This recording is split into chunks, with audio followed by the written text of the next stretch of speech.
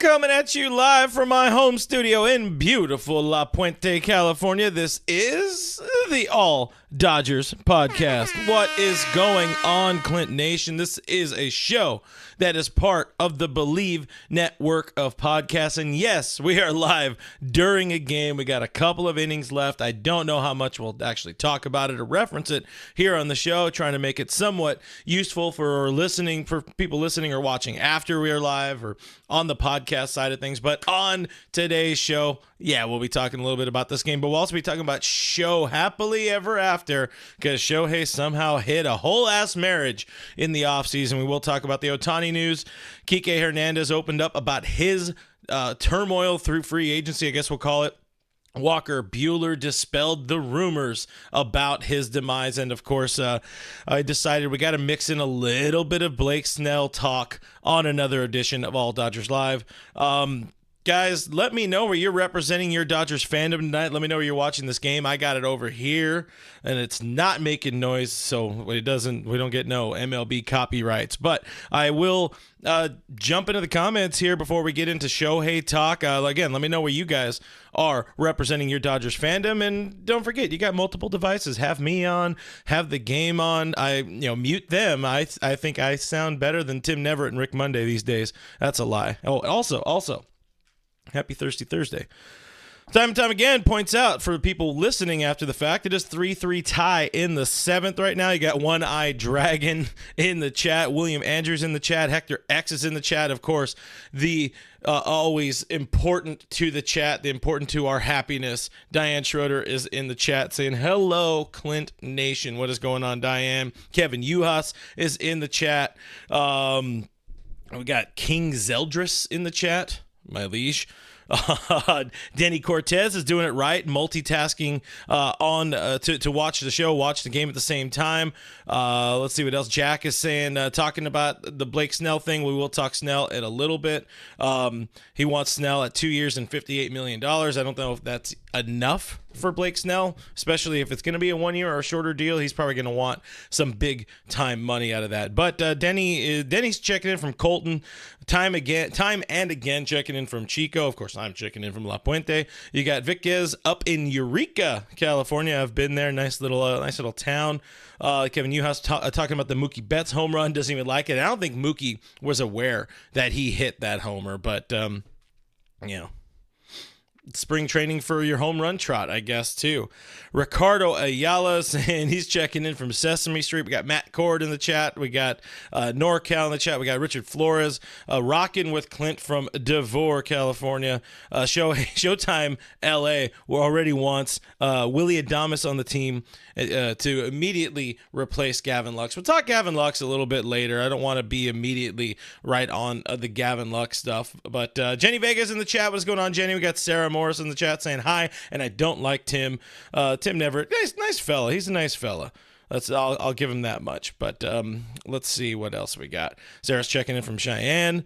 I guess I just missed it because I was over here party rocking with you guys. But now the Dodgers are down 5-3, so that's the time stamp of the show. Jack wants to also trade away Gavin Lux and get a C.J.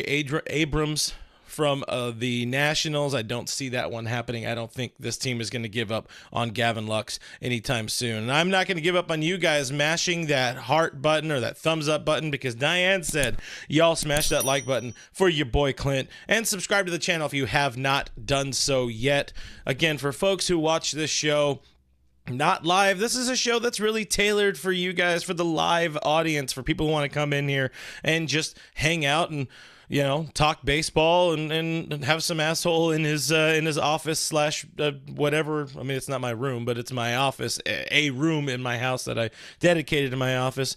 We're just talking baseball in here and having a good time. And Hector X asked, what am I drinking tonight?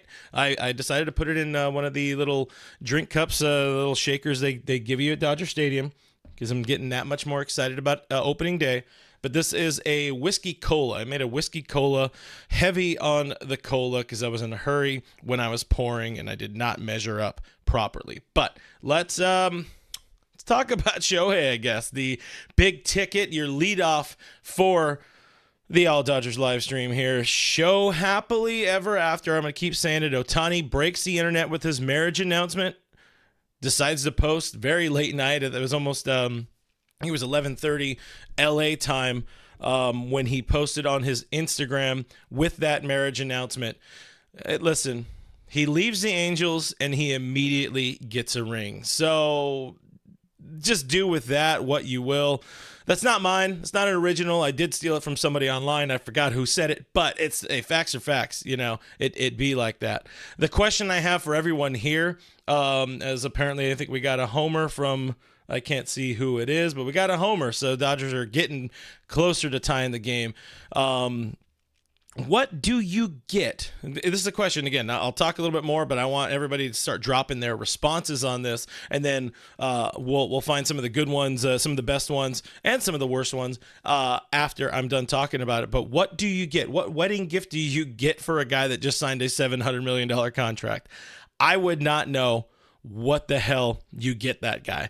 But anyways, so Shohei holds a whole ass press conference at Camelback Ranch to address this I'll call it a situation.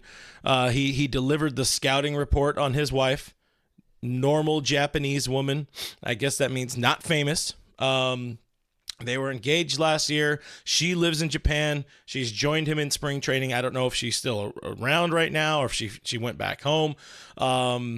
Yeah, I would assume she's not still around if Shohei had time to go bounce and watch Yamamoto in his first start yesterday afternoon. He had the afternoon off, but maybe that's just I would want to spend time with my best gal instead of watching the boys pitch.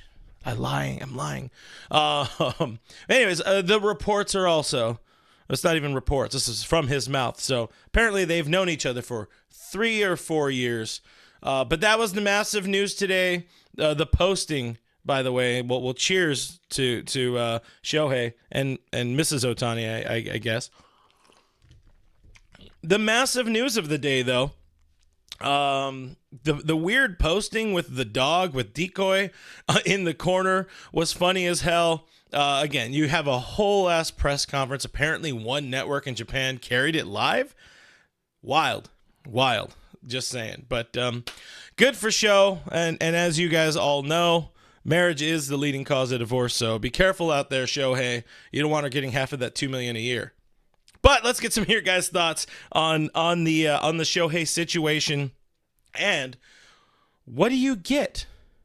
A $700 millionaire. As I just say, he also doesn't have money, but he has the money. But let's see what some folks have to say about the Shohei situation. Let me scroll into where we're at. Oh, I see. I see a super chat from Angel Enriquez. He smashed. I guess that's a smash the like button or a smash home run. I don't know. Or yeah, I'm going to give it a smash the thumbs up button. But thank you, Angel Enriquez, for our first super chat of the night. Vicky says, chilling with Clinton, a Dodger fan, homies during a game. Hopefully we could do this more often. This is one of the things I would like to do, like less show and more like us just kind of chilling. And I don't know, maybe I'm sitting on the couch drinking a beer and eating a sandwich. I don't know if that's fun. We'll figure out some way of hanging and watching the game together. But,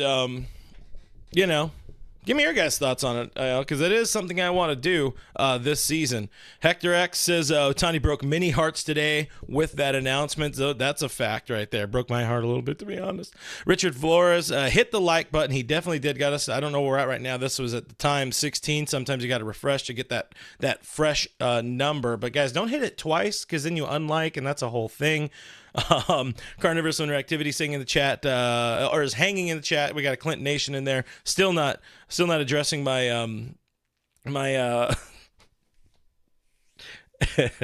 so I see I don't know's comment. I'm not gonna read it, but it's a funny ass comment.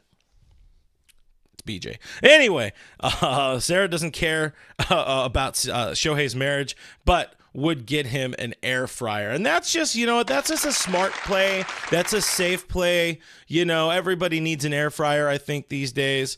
One Eye Dragon says, luckiest woman on the face of the earth. Time and again says, great show. Have one for me. I will. I'm having this one. I need to shut up for a little bit so I can sip on it. Let's see what else we got. Not too much on the Shohei gift. I was hoping to get a little more out of it. I also understand we got a game going on. We got other things going on. It is what it is. I don't know what I would get Shohei. Maybe like a snake, like a cobra for his neck. I don't know what to get her. I don't know anything about his wife, but I think he's going to keep his wife and his family very much not front facing. He doesn't want anybody to know anything about anything, and that's fine. That would be a smart play on his part for sure. James Rodriguez is checking into the chat. What is going on? Jenny Vegas says, I don't know why baseball players marry so young. What is he now? 20, 28, 29? I don't know how young that is, but there's also a few like of the Dodgers, like James Outman being a young boy and already married. That's kind of, I guess. These dudes out here marrying their high school gals and all that kind of stuff. But, YOLO, I guess. When I Dragon wants people to wait until they retire. Jenny wants people to subscribe. That's a good idea. Hector X would be giving the Otani clan freshly caught Pacific bluefin otoro. That is something I believe they would appreciate for sure. William Andrews told everyone as soon as Shohei became a Dodger, he would get a ring. And hey, there's a parade inside my city. Or something like that. I don't know. Says buy him an undercover Hyundai. Maybe no. Maybe I'll take a Hyundai because why not? Can never go wrong here. Amazon gift card. That's a good one right there. We'll give that one a clap as well. We got a $4.99 super chat from Showtime LA saying, sell the team. Friedman failed. He should have re-signed Seager or Turner.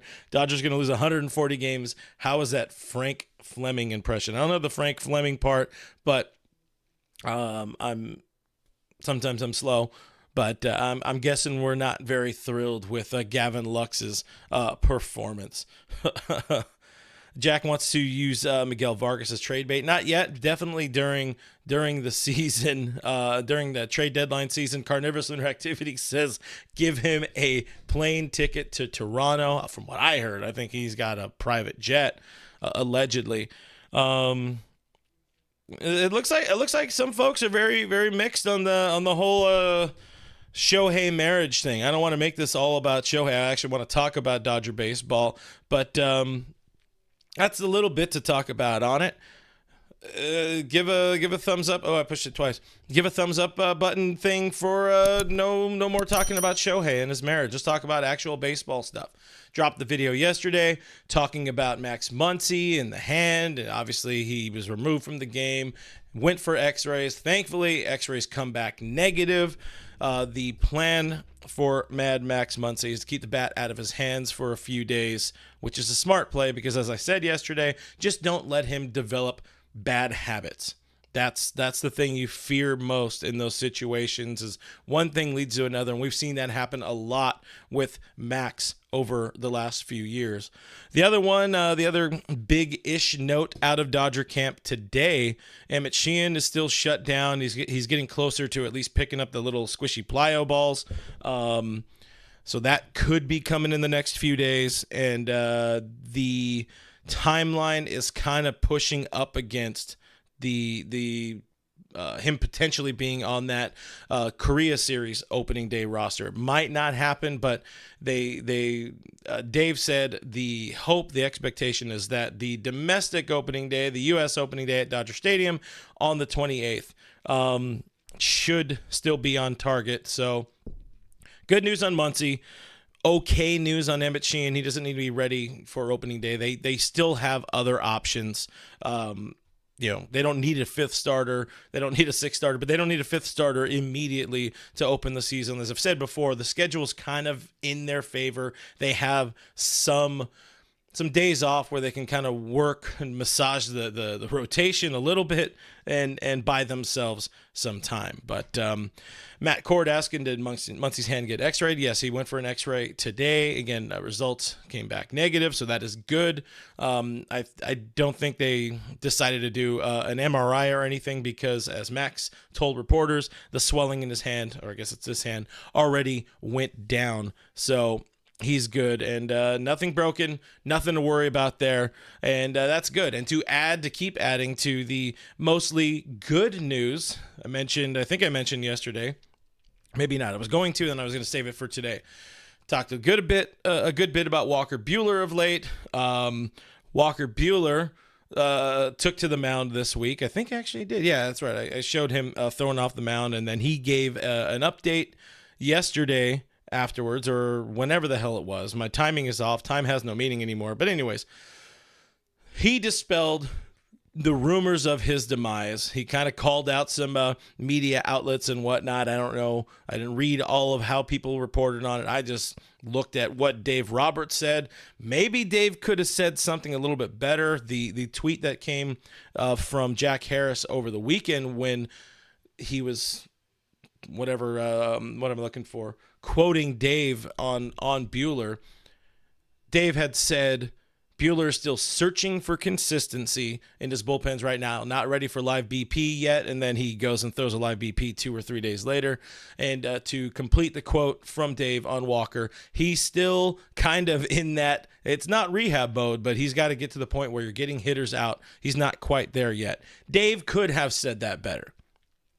You're immediately going to read very poorly into he's got to get to the point where you're getting hitters out. But Walker said, listen, bro, I'm okay. Ease up, everybody. I'm on track. Let's listen to Walker right here, and then we'll talk more about what Walker had to say. I don't know how many lives I'll throw. We'll probably get, I'm kind of more of a rotation, but at least 3 or 4 lives, and then hopefully get in a game. I don't know if that'll be how short our spring is right now. It's a little different, so maybe freeway series, something like that. So I'm gonna kind of see what happens from there. Again, the big thing for me is not hampering us in terms of innings, so I'd rather build up and kind of be ready to go when I get back. What's the big thing you're looking for right now? Is it just consistency with mechanics, stuff like that, or? For me, it's more just the body, like getting that kind of pop back in the body. It's kind of hard to explain, but you're kind of trying to protect the arm for forever and make sure it doesn't hurt. And then it feels good, so you throw with all arm. So now I'm trying to kind of get them to work together. So yesterday was definitely a kind of a step forward in terms of that. Just I think getting in there, having another professional in there with you. So all of that kind of leads to velocity and action and better stuff. So. Yesterday was definitely a step forward that way. Where was the velocity kind of at yesterday? From what I was told, I was like 94, 95. So, I threw 28 pitches in what equated to like an inning. So, everybody will spin that and say that I stink and I had a 30-pitch inning, but we just, kind of went. I wanted to throw 25 to 30. So, kind of held the velo, and hopefully we can get a couple more ticks as we go along. But, for the most part, up until I got hurt, that was kind of where I was. And so, I'd like to get a little more top-end kind of velo to it, but, all in all, I feel pretty good about it. Are they able to have that push and pull then for you, like kind of knowing you have to wait, especially this year, while also like knowing you've waited a long time already as it is? Yeah, a lot of this kind of delayed start or whatever, I'm going to have an innings limit, right? And so the beauty in our organization is that my opinion or players' opinions are kind of heard that way, and the way we've have it structured in our heads, it was kind of what I wanted to do, right? So I want to be ready at the end of the year, and if that means I can't be ready at the beginning, then that's kind of the option or the choice we have to make. So, everything that's been written about me is that it's not going well, and I don't think that's true. So there's just boxes I got to check, and I feel good about it. So it falls in line with a little bit more of what I felt, some of us kind of assumed is like, it's just part of the progression. There's no reason for him to be ramping up exceptionally hard at this point in the spring training season, because he's not going to be in the opening day roster or on it. He's not going to start opening day. He's probably not even going to be on the active roster in the first month of the season.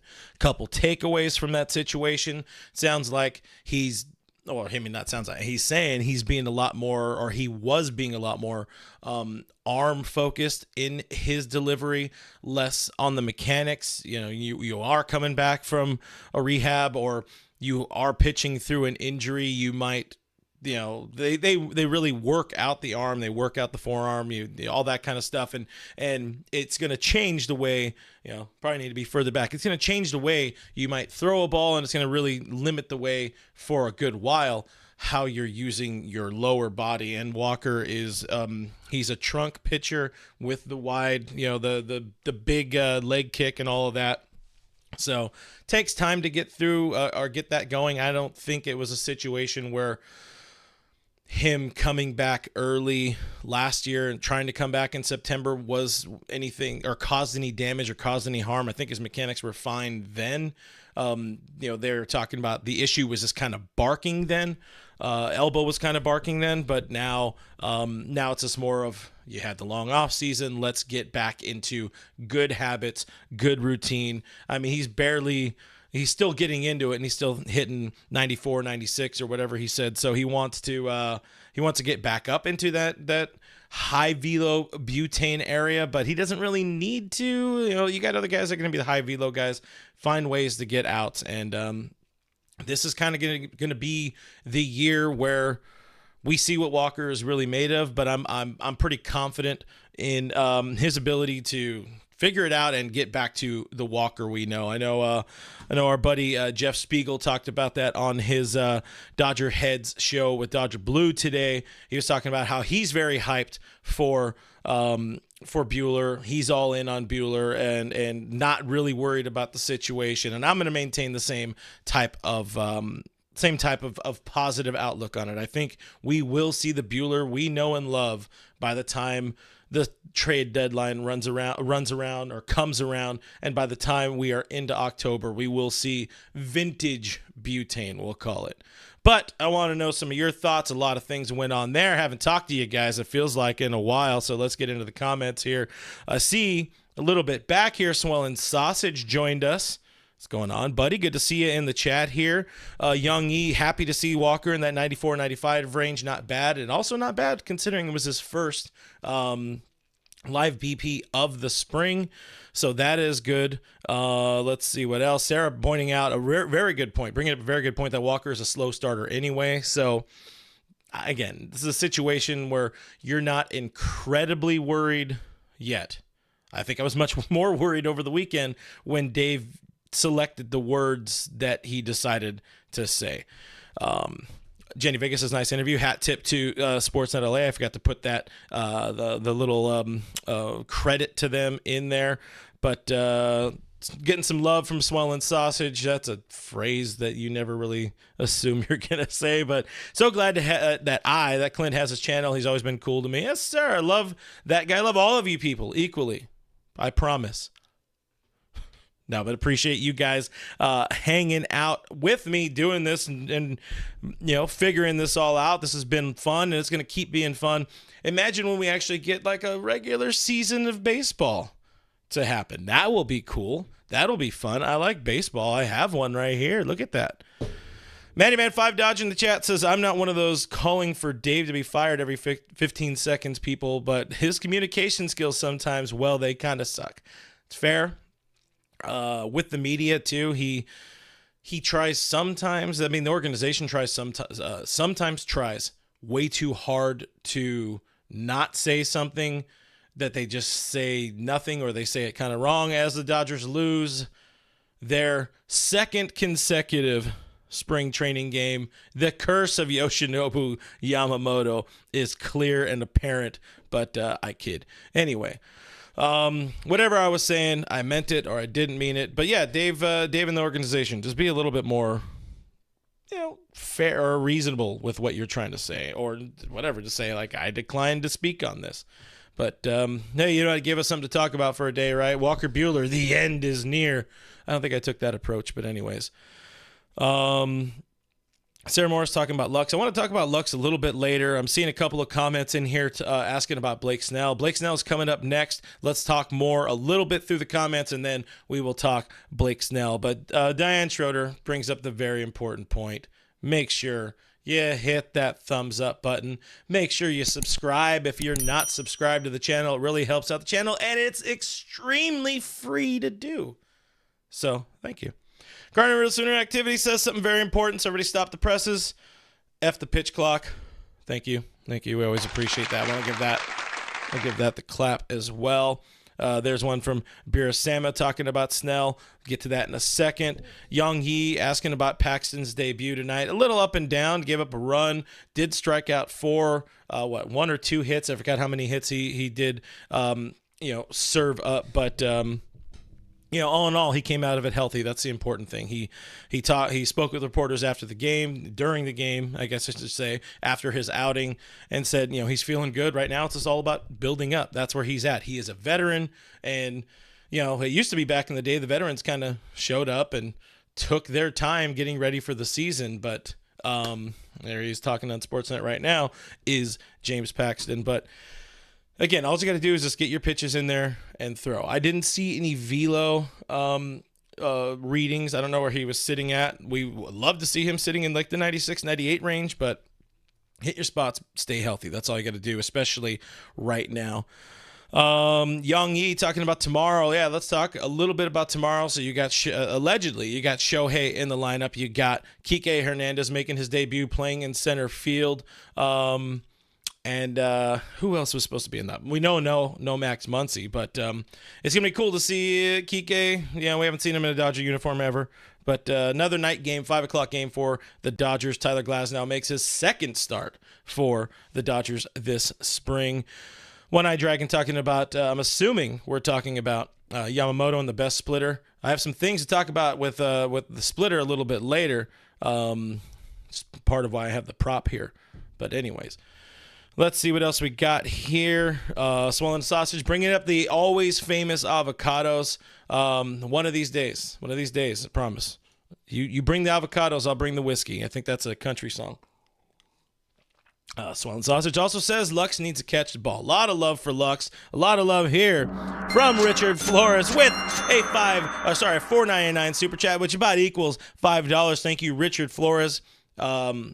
Saying the thought of Muncy and Lux on the left side of the diamond keeps me up at night. The captain of the Titanic can't believe this potential disaster. Ouch. Give it some time. I feel better. Honestly, I feel better about Muncy at third this year than Lux. I think Muncy put in some good work this offseason. He talked about putting in some good work this offseason. Hasn't really had much of an opportunity to show it. Is it the most ideal situation to have that left side? Absolutely not. It's what we have right now for sure.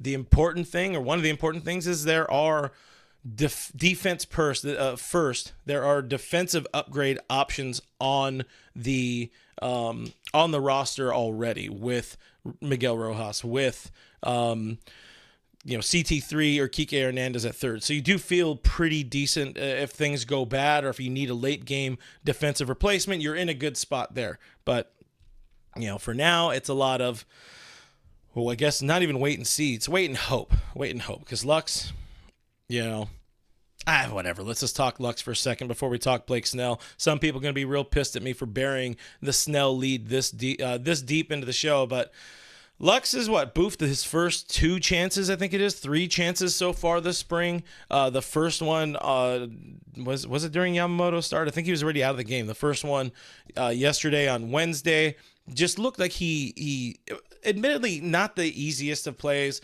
It wasn't a hard play by any stretch of the imagination, but he had time to get his feet under him. He just kind of made a lazy throw, and it was not a good-looking throw. It was not good-looking footwork, and he yanked the throw. Did not look good. The play that happened during today's game against the Reds, it looked like he was over. I don't know. I don't want to call it over scooping, but just trying too hard to catch the ball. Like, the kid needs to have feel. He needs to feel. He needs to tune out the cameras, the crowd, and everything. Just play baseball. All he's got to do is play baseball. And a lot of people, a lot of fans have that worry about him. We've talked about it a lot this offseason, talked about it a lot even into last season, the worry about him coming back, coming off of that knee injury and potentially being the starting shortstop for the Los Angeles Dodgers, every little kid's dream. And now you're in the situation where it's there in front of him and could be a lot of noise in his head. So you do have to worry about that. But for now, just let him play, give him the opportunity. We know, the reality is Willy Adames could be available out there at some point in time. So we'll see how things turn out down the road. But thank you for the super chat, Richard. Thank you for the super chats, everybody who has dropped in a super chat so far. That is very, very much appreciated. A point here from 275 Vet. Lux went yard.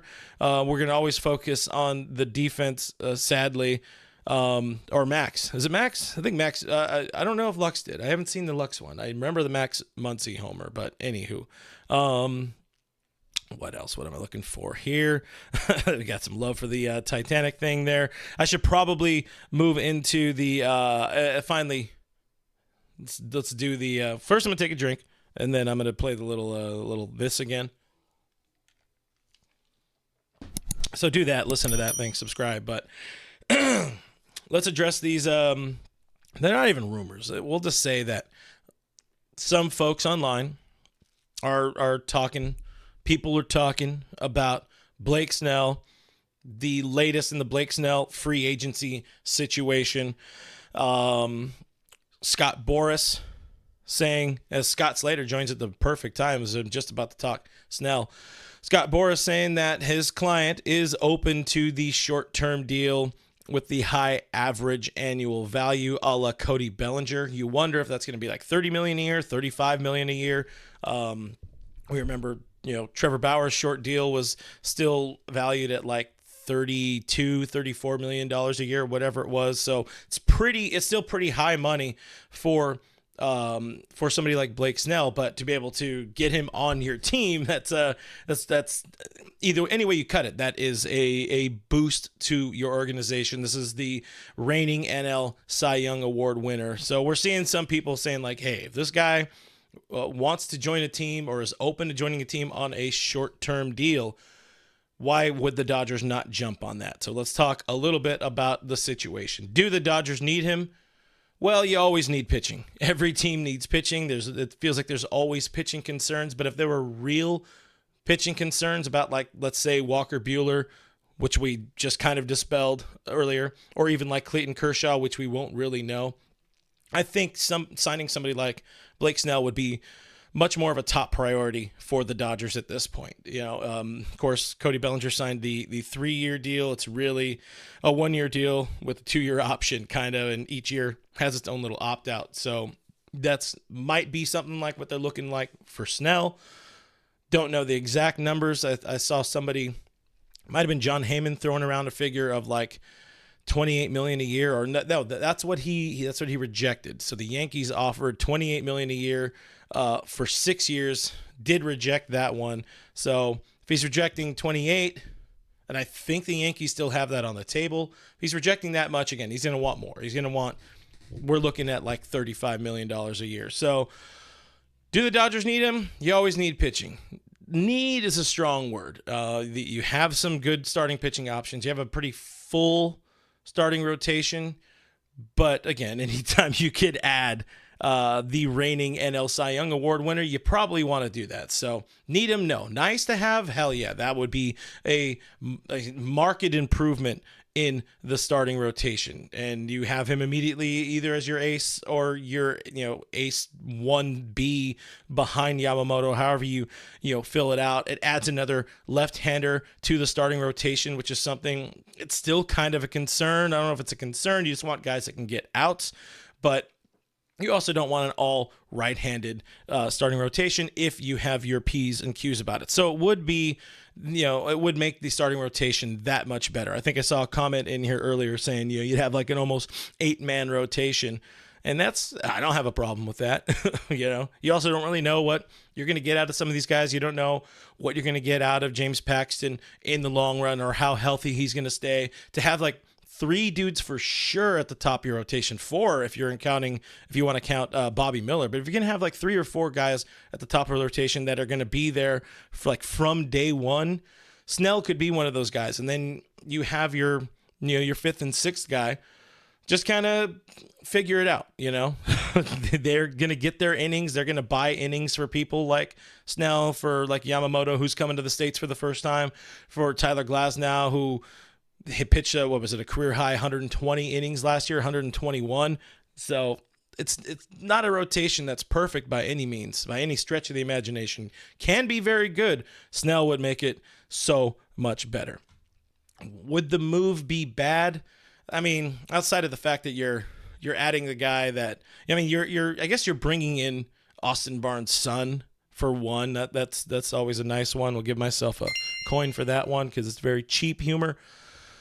You're doing that, but you're also bringing in a guy who was on the Padres, and as I've said a few times, he's kind of got that Padres taint to him, and that's something I'm not the biggest fan of, but of course I like winning more than I like just not having a guy in the clubhouse because of where he worked before. So would the move be bad in a bubble? No, it's not bad. There's more so reasons why the team isn't exceptionally likely to sign Blake Snell. There's really 2 reasons. Yeah, the money. It's a big luxury tax, luxury tax hit right now. The Dodgers are at, I think it's just under $300 million or something like that. I forgot. I should have pulled up Spotrac, but I did not.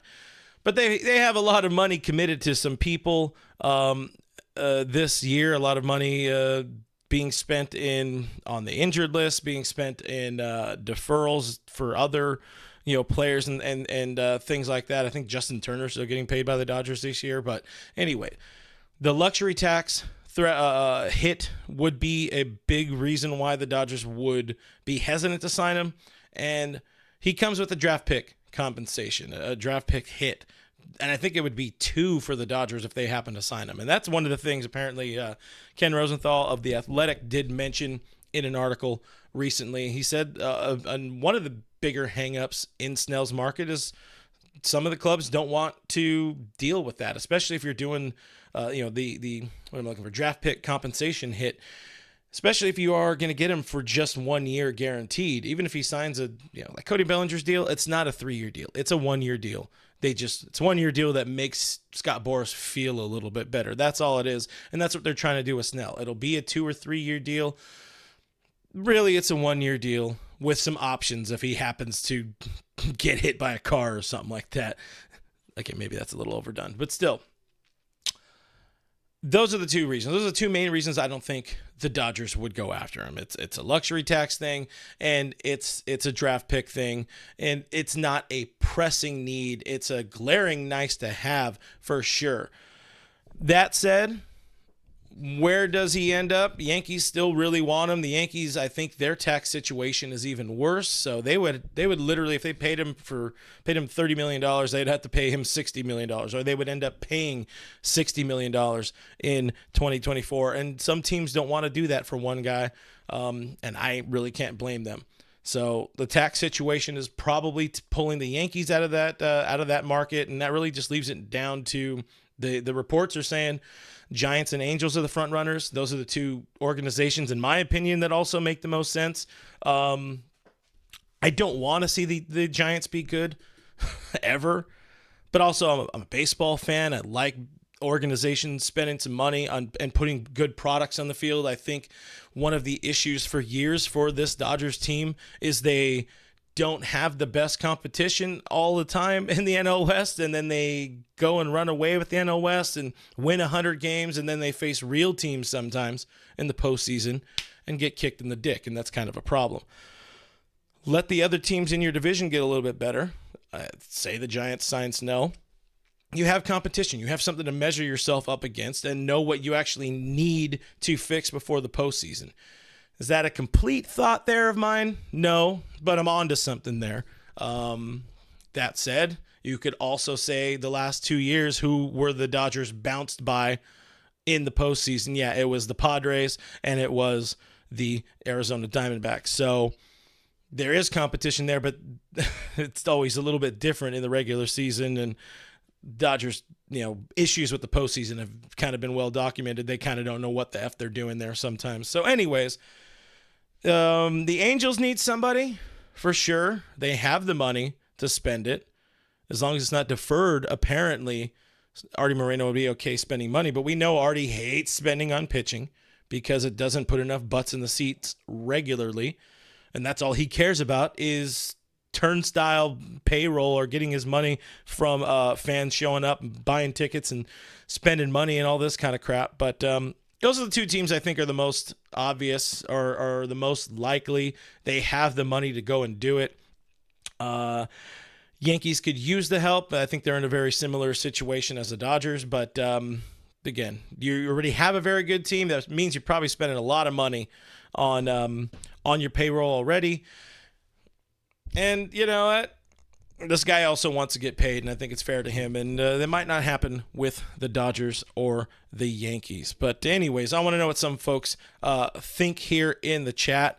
Hector X saying, forget Snell, give us Roki Sasaki next year. Hey, next year you're also going to get Shohei Ohtani. So you're in a good spot there. And yeah, signing a 1-year deal for Blake Snell, or what would essentially be a 1-year deal, you're making it that much better, that much your chances of winning a World Series this year are that much improved.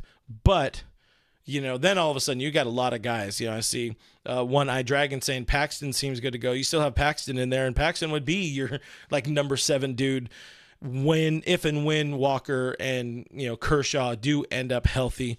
Mr. Classic though says nope, we need to win now, and this would be a win now move. So you do also continue that push into, hey, you know what? They're tired. This is an organization that is tired of losing. That's tired of being embarrassed in the first round. And When I Dragon, another good comment here, on fire right now. And there are no bad 1-year deals for sure. And it would, even if you are signing for 3 years, it's a 1-year deal for sure. Do I want to see it? I guess I didn't answer that question. I really don't know. Just because of I think if anything, I want to see what this club can do before you add more, but that's not the situation the team finds itself in. So it's tough. It's kind of tough to say. If I'm being smart, of course I want to see it. You want to see the best players come to your team, but tired of losing. Well said, One Eye Dragon. Just tired of losing. Do I think it's going to happen? No. Would I love to? Would I want to see it? Fuck it. Let's do it. More comments. Let's go.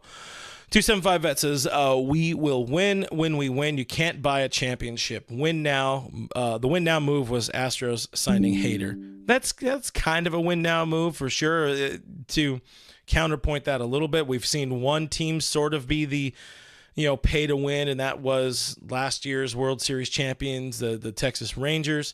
But even so, they also made some really good moves at the trade deadline and all that to put that team together. They spent a lot up the middle with Semien and Seager, but it also took them a year before they did that. And if there are glaring needs on this team's roster right now, it's a lefty reliever. We know this. We're talking about the Dodgers. A lefty reliever. It's a backup catcher, and then there's just moving the stack down in the starting rotation, which Blake Snell would 100% make better. Let's get some more comments. DKM asking just a question: how many starters do we have? So healthy right now is a different story, but you got Yoshinobu Yamamoto, you got Tyler Glasnow, you got Bobby Miller, James Paxton, and Emmett Sheehan. Well, Emmett Sheehan's kind of out on that. Eventually, you expect to add Walker Buehler, you expect to add Clayton Kershaw, Ryan Yarbrough is in the mix, and then you got the Gavin Stones, you got the Michael Groves. Grove, not really an option. He's going to be a starter. And then it's the other guys that are kind of the unknowns, the Landon Knacks, the Kyle Hurt. Kyle Hurt most likely going to be a reliever in his career. So now that we say that, man, Blake Snell sounds like it would fit real nice in that rotation. But then you get to a point with Buehler and Kershaw, if they're healthy, how does this rotation shake out? Competition makes it so much better. It makes your club, it makes sports teams so much better. But, you know, at some point you can have too much talent, and then you could run into problems with you know, grumpy folks in the clubhouse or whatever it may be. Just getting yourself some clubhouse turmoil, unnecessary problems in the clubhouse and the organization there. So I'm always going to be that guy that looks at the glass half empty, I guess. I don't know. I'm going to take the most what am I looking for here? I don't know. The drinks are kicking in, guys. But I'm going to look at it from the worst case scenario always and try to talk myself into the positive scenario where, like, yeah, again, the reality is for sure this dude, Blake Snell, makes your organization so much better in theory. But you also got a lot of dudes already in there that need their opportunities. But what happens if Bobby Miller flames out in year 2? What happens if James Paxton only is able to throw like 28 innings? Then all of a sudden you get to that situation, what was it, like the 2013, I think it was, Dodgers that had Kazmir and Capuano and Brandon McCarthy, and they all just kind of died. So if it's just money, I don't think the Dodgers are at that double tax threshold yet. Talking about Snell a lot more. Now I guess we're just trying to talk me into it as if I have power. I mean, I can call Andrew right now. I might be busy, but I'll tell him, hey, just go get it done.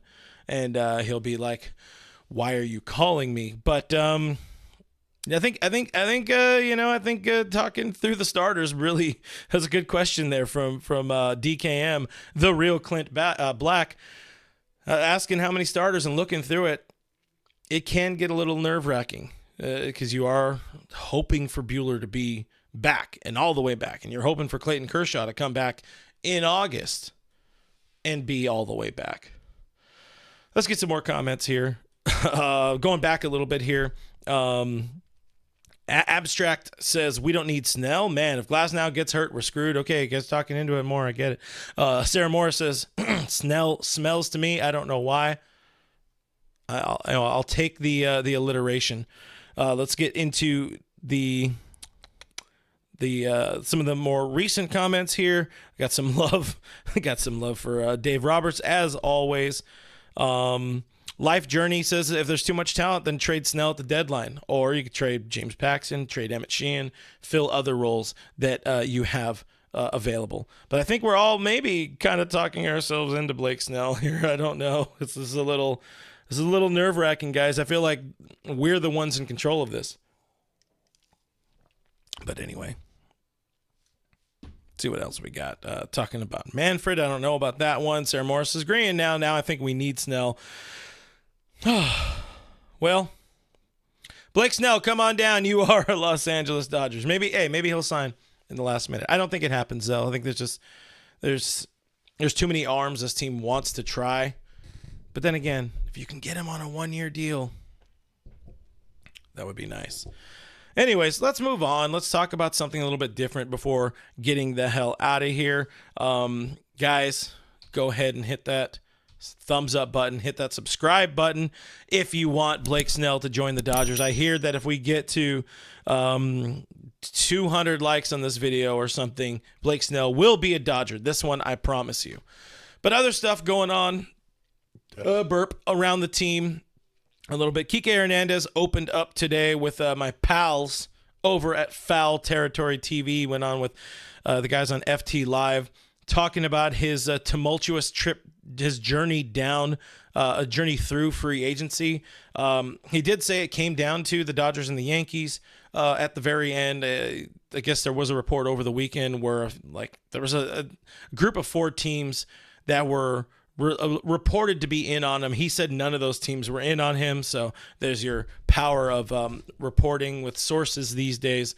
But came down to the Dodgers and the Yankees, according to him. I think the Tigers were one that were also in the mix, but maybe he just didn't want to admit that because he did say in his interview, like, hey, man, I want to go somewhere where I could win. I think that's very, very important for him to go somewhere where he could win, especially at this point in his career. He also admitted, yeah, I play a lot better when I'm playing on teams that are trying to win, that are filled with more talent, which makes sense for sure.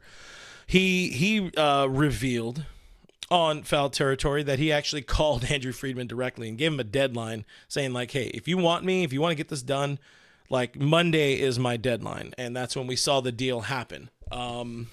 There's some other stuff in there. I'll probably explore it later.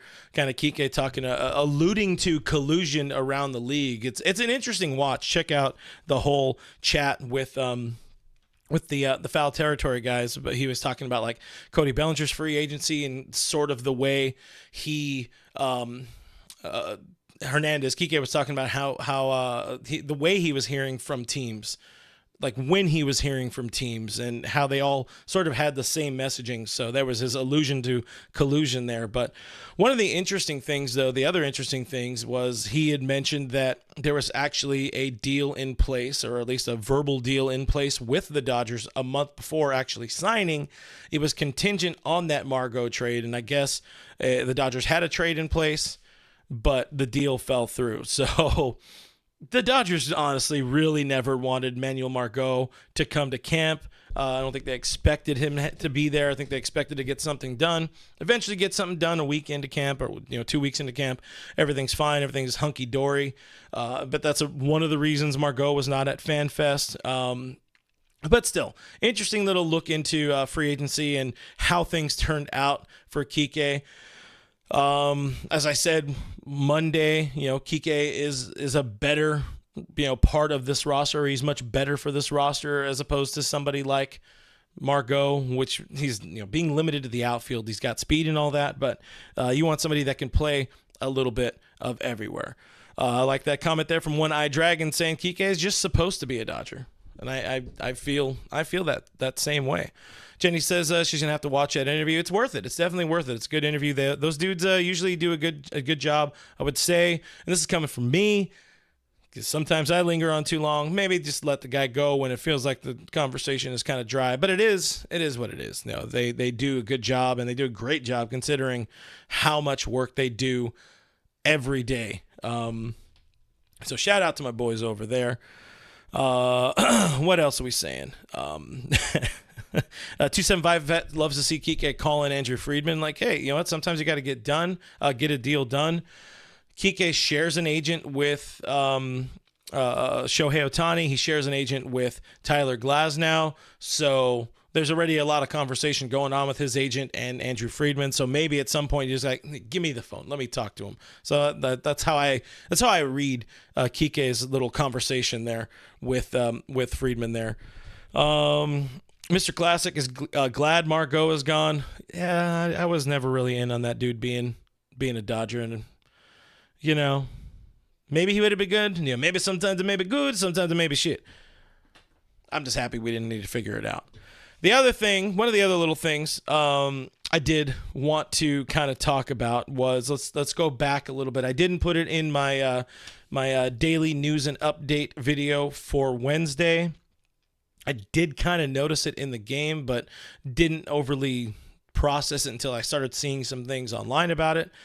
But let's flash back to Yoshinobu Yamamoto's start on Wednesday, his first start, and Yama, are you serious? Yama nasty. He was nasty, but he also didn't have any base runners, didn't get anybody on second base, and there was one shot from the center field camera. I'll put that one up here. Very grainy photo of the situation here. But do you guys think he's about to throw a split finger? And this part really, it's going to play well for the listening audience, but you can fully see the split finger grip in Yamamoto's glove there. And that's a problem, and hopefully that's one that they address pretty quick. We've seen guys do that where the glove, I was going to bring another prop, but where the glove comes over the top and you at least try to hide it a little bit or whatever. I think with a little bit of glove stuff, a little bit of glove and love, Yama will fix that kind of issue.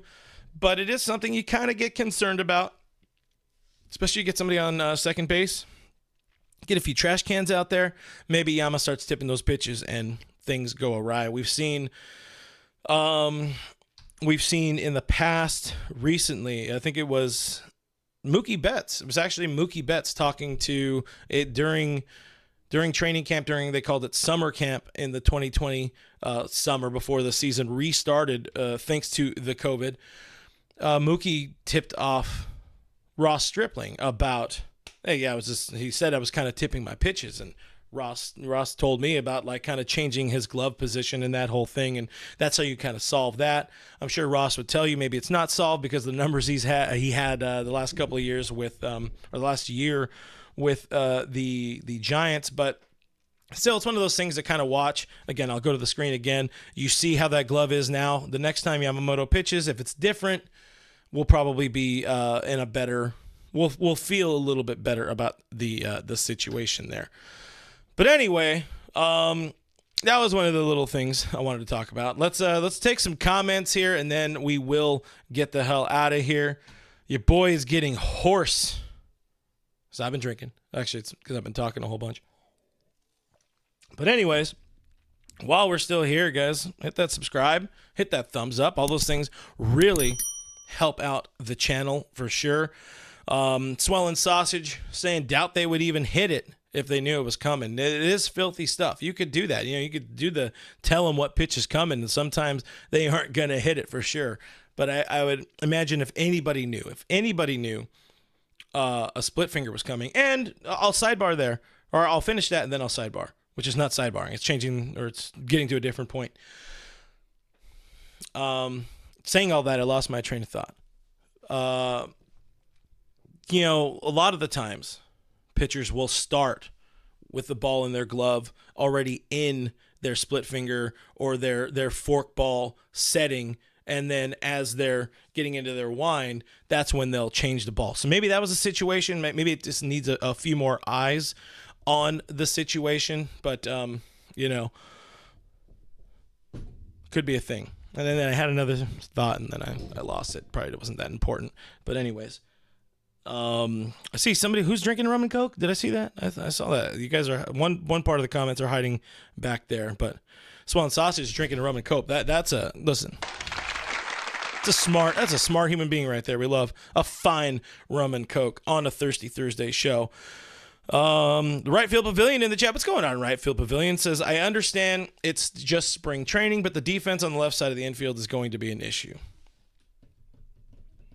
Listen, I mean, I was trying to be positive for a little while with the situation, but I also was being pretty realistic for a little while where I was very concerned about that left side defense. I think it was one of the things I spoke about with Jeff Snyder, with my guy Doug McCain, with whoever will listen to me in line at grocery stores. It's like it's an area that could very much just go south. And you do worry about that. In the same way, we're talking about starting pitching. I'm looking at a sheet here where I have the roster written out. You're worried about the starting pitching. It takes like one or two injuries. Then, you're in a real world of hurt. And that's where you're like, shit, man, these people better go out and go get Blake Snell. But, people having their concerns for that left side of the infield, you're not wrong. You're not wrong at all, especially if you have ground ball pitchers like a Snell or like a Yamamoto who can rack up his Ks, but he can also get some ground ball outs. And that ball that Muncy fielded at third, that thing was hit pretty damn hard. Luckily, Muncy made the play. Hopefully, that's a sign of things to come for Muncy. But when you get a lot of ground balls, you start to worry about that kind of defense. But again, it's only a few games in. It's only a few games in, so give it some time. We'll give it a little bit. Matt Cord, good point here, says we could be upset about it when it loses us a real game. But by then you're kind of more knee deep into the season, and where do you go from there? Still. I'm confused. I lost it, but DKM says, hey, Clint, you're my best friend. It's a compliment. I'm confused, but thank you, BFF. Let's see what else we got. Oh, no, I'm not going to read that one, but still appreciate everybody in here. 275, also another good question. Where are you going to move Max Muncy's 36 homers to? You want the dub, I hear. You got a slug. And you also need to be able to mitigate the slug and mitigate some runners on base if you want to win baseball games. So it's a tough situation, but we'll end it on this from One Eye Dragon saying, in Muncie we trust, maybe less so with Lux right now, but we'll give them time. We have a few more weeks of spring training. Eventually all of these guys will get into the lineup, and we'll figure it out from there. But guys, that's about it. We got other things coming up this week. I'll be dropping the shorter update videos tomorrow and through the weekend, so make sure you're subscribed to the channel. Leave a thumbs up on the video if you did enjoy it. Leave a thumbs up on everything. Go back and all the videos and all the history of time of mine, and leave a thumbs up on those. Those all really help out the channel. But anyways, thank you for watching. Thank you for listening. Thank you for the great questions, the comments. Thank you so damn much for the super chats, for the folks that drop some on this show. If you can't watch live, go search All Dodgers Podcast with Clint Pasillas on iTunes, Spotify, iHeartRadio. We are part of the Believe network of podcasts. But anyways, I'm Real FRG on the social media things. Find me on there if you are so inclined. And I'll see you on the next one. Bye.